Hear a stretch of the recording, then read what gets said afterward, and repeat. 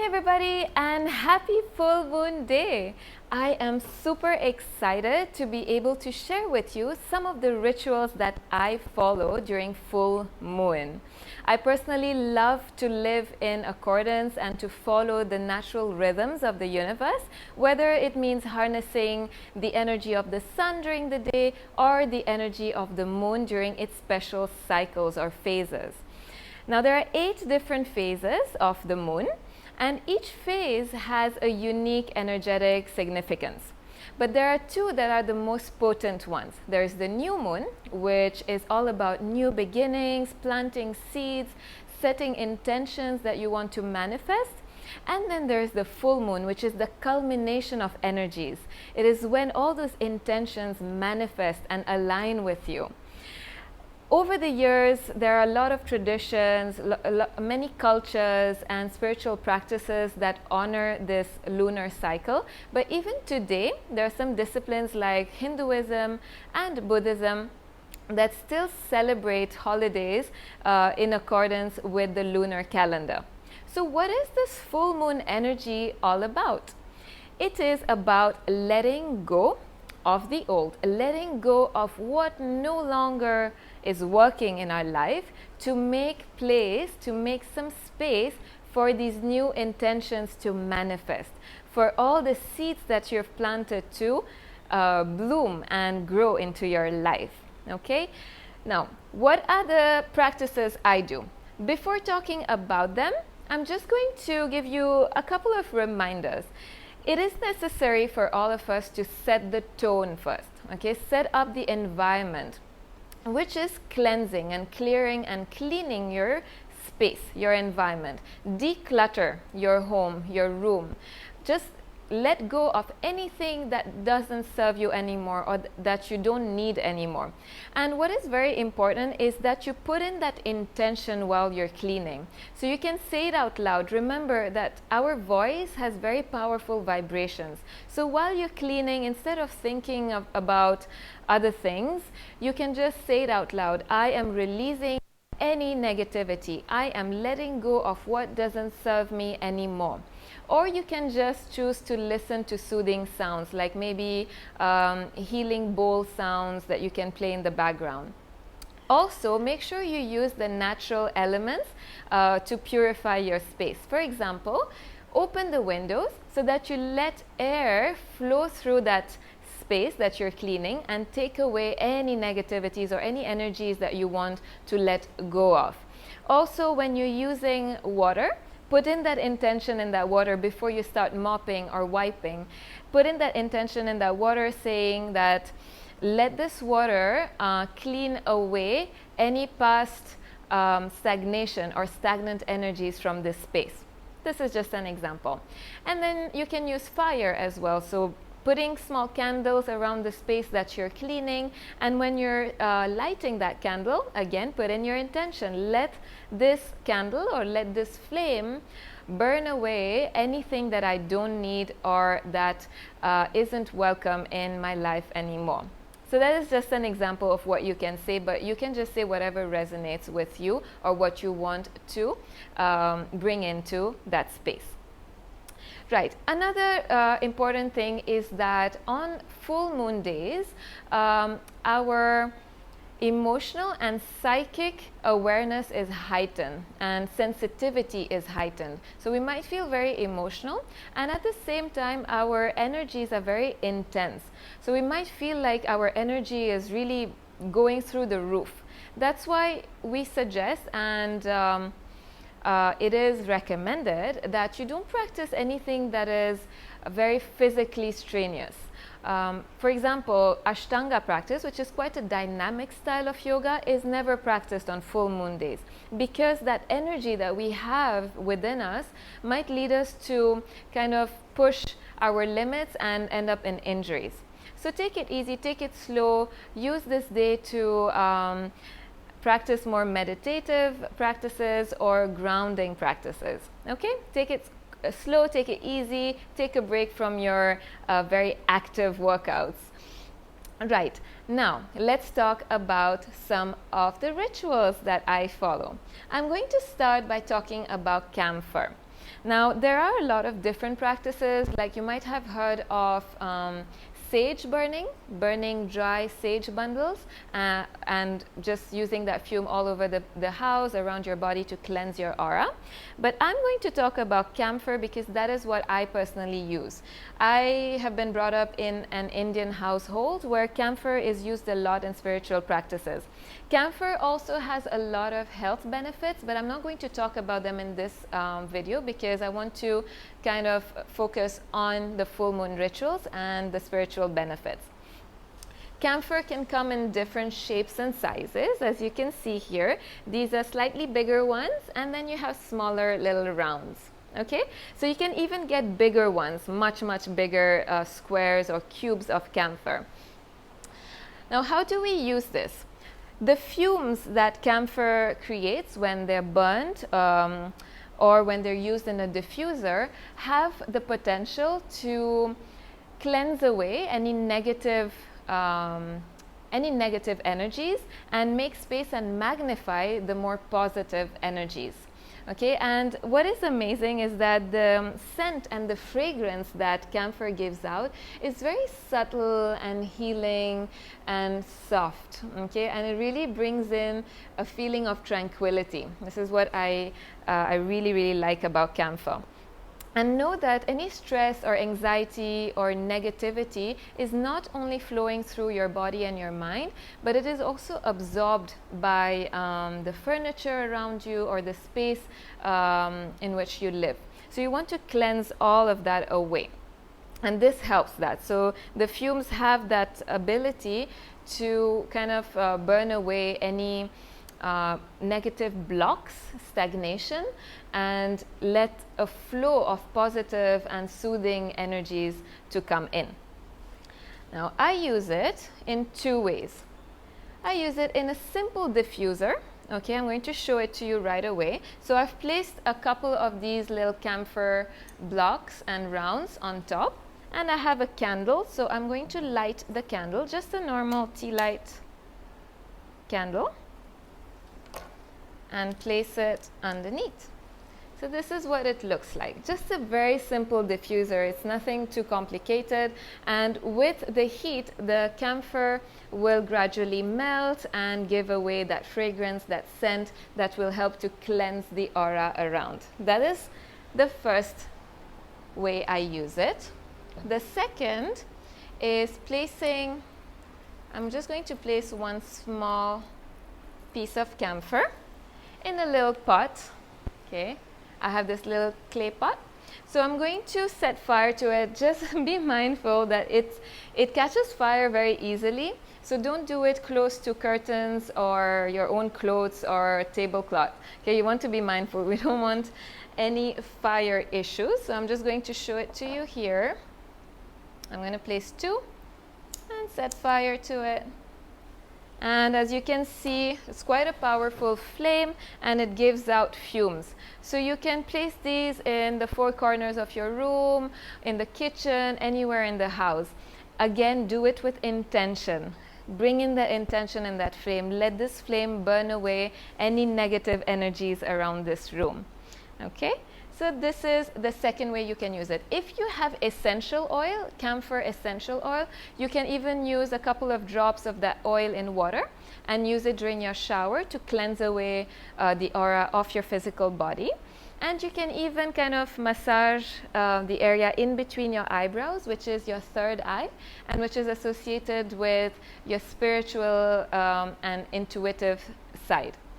And the full moon is associated with those feminine energies of intuition and spirituality. So that's another thing that you can use camphor with. All right, moving on to the second thing I'm going to do is kind of using a copper pot for water and letting that water absorb the healing powers of the moon.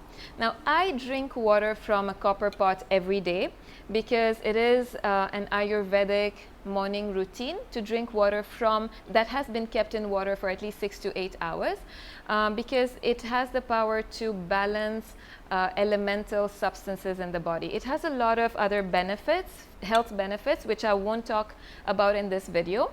I'm going to stick to what the full moon rituals are. Now, copper is a great conductor of energy. So it is a great conductor of spiritual energy as well, right? It has the power to clear out any negative thoughts from your mind. It has the ability to kind of clear any blockages in the path of your spiritual development and bring about a balance in your subtle energy body. I'm going to fill this pot up with drinking water, and instead of keeping it in the kitchen like I usually do, I will place it in the balcony so that it can absorb all the healing energies of the moonlight. But I'm just going to cover it with a cling film so the rays still go into the water. If you don't have a balcony, of course you can just place it next to the window. That's more than enough, and that's great as well, because even if it's just close to the glass window, it's going to kind of bring in that energy into the water. Again, when you're placing it, do it with an intention. Allow or let this water absorb all the healing energies of the moonlight, the magical healing energies of the moonlight. And then tomorrow, you can just drink it, but sip it throughout the day, I would say, because bear in mind that water that is kept in copper has a lot of cooling properties and cooling qualities. So you don't want to end up with a cold by drinking too much of it.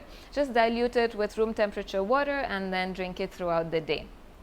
What I will also do tomorrow is that I will place some of this in a spray bottle, a little spray bottle, and I will use that to spray some of that infused water over my body just to get all those healing energies to touch my skin, and I will also sprinkle some of it around my house to just let that water take away any negativity. So that is the second thing I will do. The third thing is, what else can absorb these healing qualities of the moonlight? I'm going to place a few of these camphor cubes next to my copper pot so that the camphor also gets even more recharged with the energies of the moon, of nature. And then I will place them, I like to place them under my pillow when I sleep, because this also can kind of absorb any negative thoughts that might be running through my mind when my head hits the pillow. And what else will I place there? My stones. So if you work with crystals or you have any crystals, you can recharge your crystals in the moonlight. Okay, so that they absorb that healing properties of the moonlight, and then you can use them. I just use stones. So these are just simple stones from my garden back home, because that land has a very special place in my heart. That's where I was born, that's where I grew up, and that's where my parents still live. So this is my connection to the earth element, and I will recharge them with the moonlight, and then I will either place them under my pillow, or I like to keep them in my bag when I step out of the house, just so that these healing and protective energies are close to me. And as you can see, I like to wear a lot of copper. Those who know me know that I wear copper rings and copper bracelets. Like I said, it's a great energy conductor. Another thing that I will place in the moonlight are some of my incense sticks. So as you can see, I have loads of them. I have loads of different kinds of incense sticks. So I will place some of them in the moonlight so that they get recharged as well. And then when I burn them in my house or at the entrance of my apartment, I will just burn them with the intention of cleansing away any stagnation or stagnant energy. Okay? So I'm going to burn one now because it just smells amazing. Right, so these are the few things I will be placing outside in my balcony.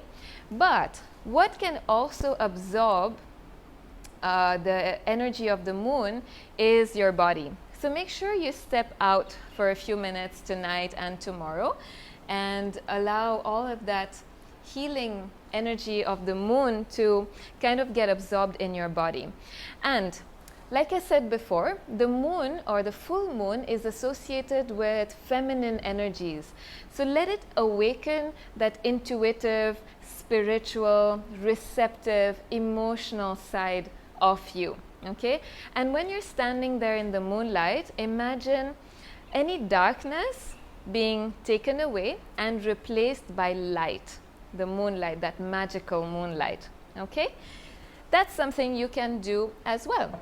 And the next thing I have here is salt. So I have here Himalayan pink salt. You can also just use regular salt. So what I did this morning is during my shower, I just scrubbed my entire body with salt, again with the intention of scrubbing away any negativity, any negative emotions. And then I diluted some just regular salt in warm water and I poured it over my body, and I imagined and visualized that water washing away any negativity, washing away any negative feelings, any negative thoughts or energies around my body.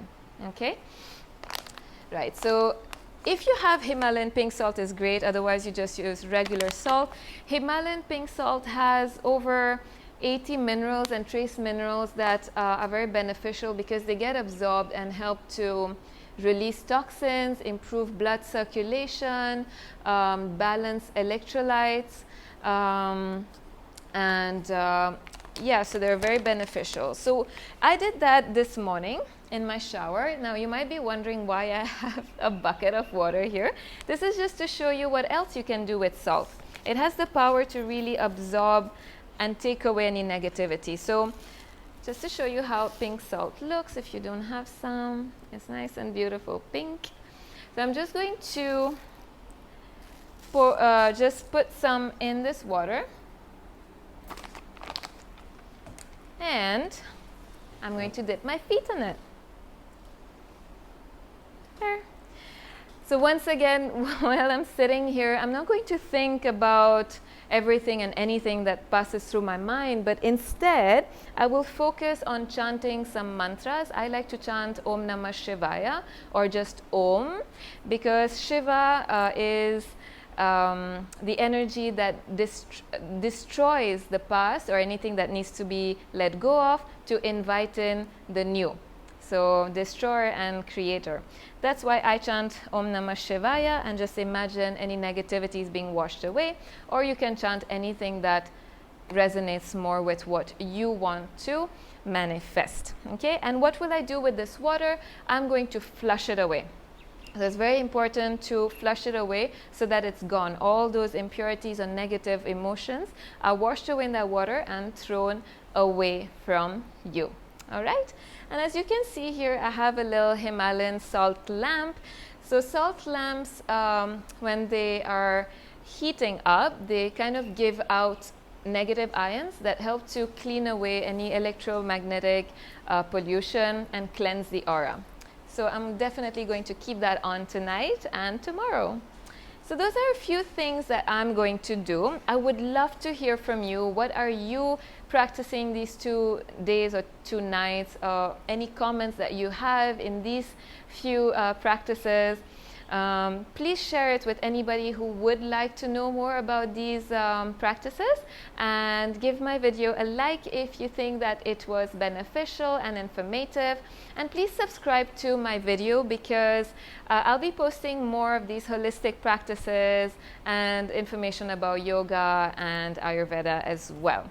Thank you very, very much for following and watching this till the end. I wish you a beautiful full moon day and full moon night, and let all of the negativities in your life be washed away, and invite in more positivity, and may all your intentions and the seeds that you planted during new moon give fruit today and tomorrow and forever.